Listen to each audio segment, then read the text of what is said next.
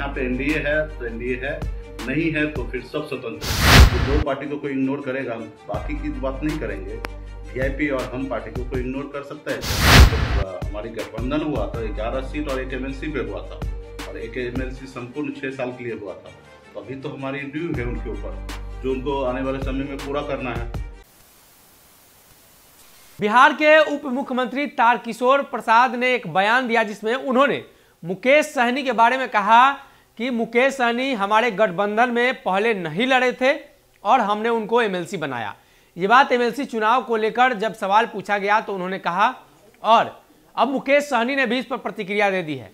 मुकेश सहनी ने भी अपना उधार मांग लिया है और कहा है कि जब गठबंधन हुई थी 11 सीटें और एक एमएलसी की सीटें पर हुई थी और एमएलसी का कार्यकाल 6 साल का होता है, ऐसे में हमारा 6 साल का कार्यकाल वाला एमएलसी नहीं मिला है।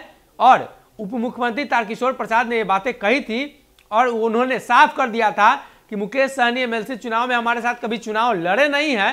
तो इस बात को लेकर भी मुकेश सहनी ने साफ कर दिया है कि हमारी पार्टी उस समय नहीं थी और हम लोग उनके साथ नहीं थे, इसलिए उनके साथ चुनाव नहीं लड़े।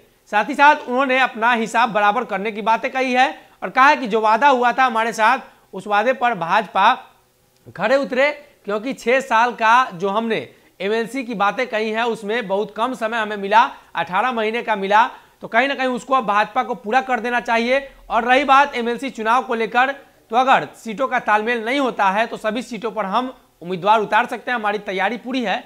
वीडियो देखिए क्या कुछ कह रहे हैं मुकेश सहनी। उस पर क्या है, तारकिशोर जी भारतीय जनता पार्टी के वरिष्ठ नेता हैं, बिहार के डिप्टी सीएम हैं और हमारे बड़े भाई हैं। उन्होंने सही कहा कि पिछले चुनाव जब भी हुआ था उस समय में वीआईपी उनके साथ नहीं था, हम पार्टी उनके साथ नहीं था और जेडीयू भी उनके साथ नहीं था और वो अकेले चुनाव लड़े थे। तो सही बात है, हमारी तो 2018 में पार्टी बना है, हम लोग उसके साथ नहीं थे, ये सब कोई नहीं थे, तो शायद इस बार उनका मन होगा अकेले चुनाव लड़ने का। तो इसमें क्या है, जब बात होगा तभी बात विचार किया जाएगा। रहा कि हमारे एमएलसी की बात है, तो तारकिशोर जी को अच्छा तरीके से पता है कि जब हमारी गठबंधन हुआ था 11 सीट और एक एमएलसी पे हुआ था, और एक एमएलसी संपूर्ण 6 साल के लिए हुआ था, तो अभी तो हमारी ड्यू है उनके ऊपर, जो उनको आने वाले समय में पूरा करना है। उसके बावजूद भी हमने बिहार में एनडीए में रहकर, हमने राज्यसभा का चुनाव हुआ तो हमने बीजेपी को समर्थन दिया, फिर एमएलसी का चुनाव हुआ तो बीजेपी जेडीयू को हमने समर्थन दिया, बिहार में उपचुनाव हुआ तो हमने दोनों सीट पर जाके समर्थन दिया और मजबूती से काम किया। तो मुझे लगता है कि बिहार में एनडीए है, और अगर आगे जैसे एनडीए खत्म होगा तो सब स्वतंत्र हैं चुनाव लड़ने के लिए।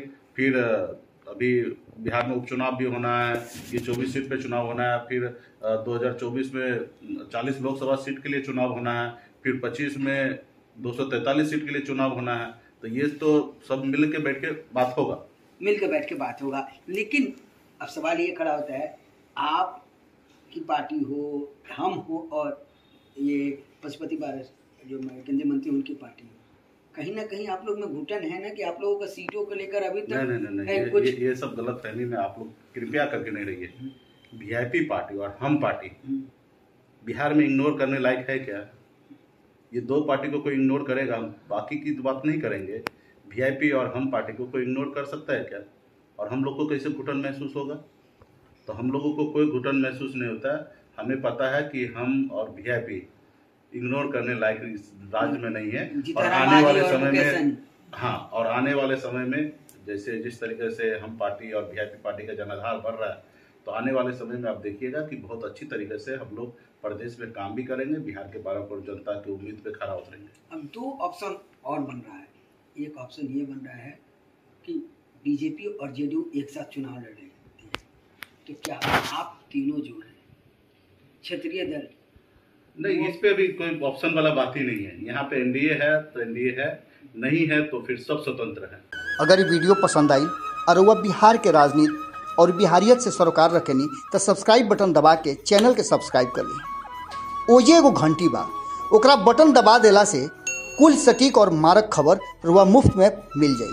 अगर रुआ पत्रकारिता के हमनी के नया प्रयोग में सहयोग कर चाहतानी तो ज्वाइन बटन दबा दी। पेटीएम नंबर नोट कर ली 9386816700। धन्यवाद।